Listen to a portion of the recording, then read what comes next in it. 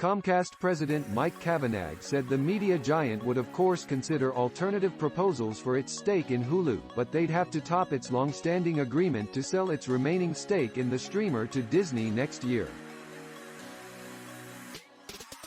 Disney has been going through a bumpy patch, and returned CEO Bob Iger indicated recently that paying billions to buy in Hulu may not be a top priority.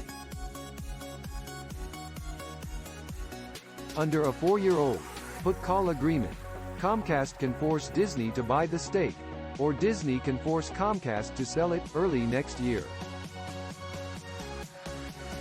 Asked about Iger's comments at a Morgan Stanley media conference today, Cavanagh, the CFO who was elevated last fall and works very closely with Comcast CEO Brian Roberts, said, "On this one, remember they and we, back in 2019, put together a very clean and good agreement for a put call that does ha.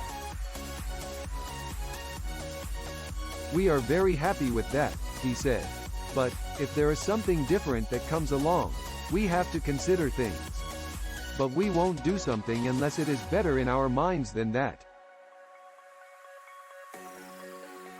There's been ongoing jockeying surrounding Hulu for some time.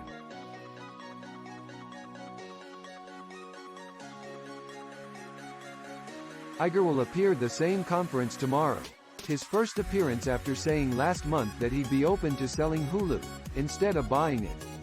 "Everything is on the table right now, so I am not going to speculate whether we are a buyer or a seller of it. But I obviously have suggested that I'm concerned about undifferentiated general entertainment, particularly in the competitive landscape that we are operating in, and we are going to look at it very objectively and expansively," he told CNBC February 9 after the company had reported quarterly earnings.